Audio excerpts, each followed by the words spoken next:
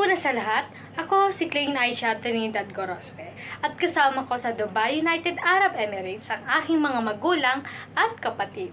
Bagaman, ipinanganak at lumaki sa Dubai, UAE ang aking kapatid. Ako naman ay pinalaki sa Pilipinas kasama ang dalawang magulang ko. Bagamat, may plano ang aking mga magulang na magtayo ng tahanan doon. Hindi pa rin ganap ang aking buhay, gaya ngayon na kami ng aking pamilya ay naninirahan sa Dubai, United Arab Emirates nang higit sa 10 taon na. Subalit, ano nga ba ang mga pangunahing kaganapan sa aking buhay? Sa kabila ng mataas na gastos ng pamumuhay sa Dubai, United Arab Emirates, biglang naging mas masaya at perpekto ang aking buhay. Mayroong maraming lugar na maaari mong puntahan at pasayahin ang inyong sarili, tulad ng mga parke ng kasiyahan at mga safari sa disyerto.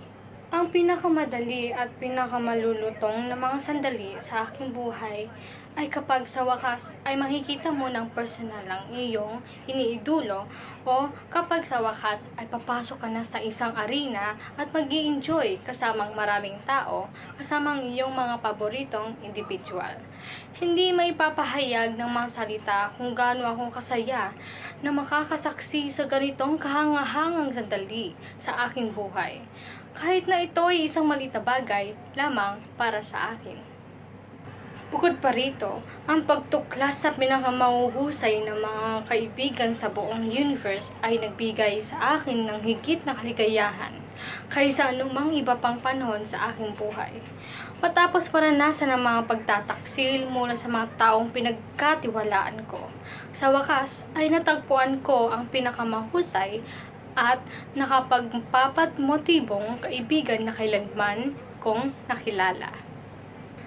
Sa kabilang dako, ako ay isang simpleng babae na naninirahan at umaasang dumating pa ang mga mas maraming pagkakataon at oportunidad. Sa kabila ng mataas na gastos ng pamumuhay sa Dubai, UAE, ang buhay ay napuno ng masasayang karanasan.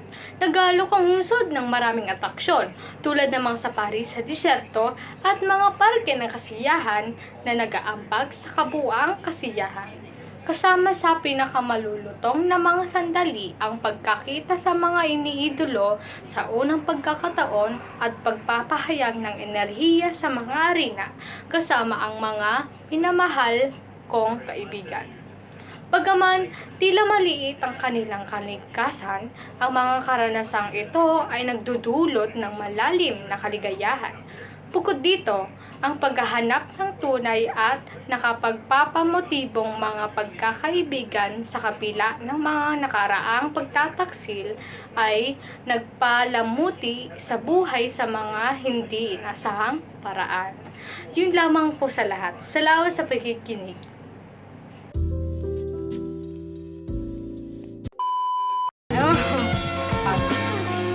Safari sa desert. Desert na yan! Ano masasayang? Masasayang! Oo! Desert na yan!